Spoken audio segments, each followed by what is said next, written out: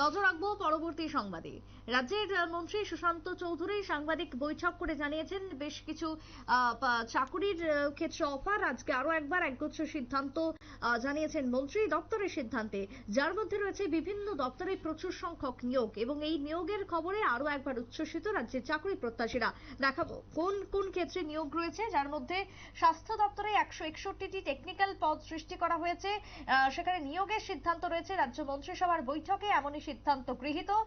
তারই পাশাপাশি স্বাস্থ্য দপ্তরে 241 জন এলডিসি ক্লার্ক পদের সৃষ্টি করা হয়েছে, সেখানেও নিয়োগ করা হবে এবং শিল্প বাণিজ্য দপ্তরে গ্রুপ সি পদে 96 জনকে নিয়োগ করা হবে বলে জানিয়েছেন সুশান্ত চৌধুরী। কি বক্তব্য উঠে এসেছে আজকের সাংবাদিক বৈঠকে, শুনুন।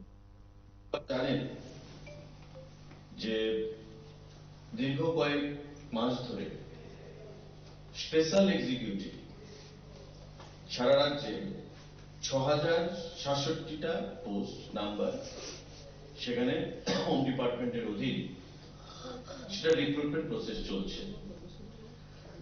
আজকে ক্যাবিনেটে সিদ্ধান্ত গ্রহণ করা হয়েছে যে এই 6067টি যে স্পেশাল এক্সিকিউটিভের পোস্ট তাদের যে বেতন হবে সেটা আগে ধার্য করা ছিল 11,000।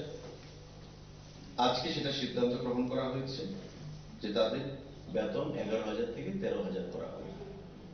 এখনো তাদের রিক্রুটমেন্ট হয়নি, প্রসেস চলছে, খুব শীঘ্রই যে কোনো সময় ফাইনালাইজেশন হবে।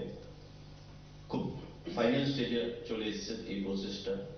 আজকে ক্যাবিনেট মিটিং এ তাদের যে বেতন বা অনারেরিয়াম আমরা বলবো, অনারেরিয়াম আগে ধার্য করা ছিল 11,000 টাকা প্রদান করা হবে, কিন্তু আজকে ক্যাবিনেট মিটিং এ সিদ্ধান্ত হয়েছে এটা 13,000 করা হবে তাদের অনারেরিয়াম। স্পেশাল এক্সিকিউটিভ 6067 খানা পোস্ট সেখানে রয়েছে।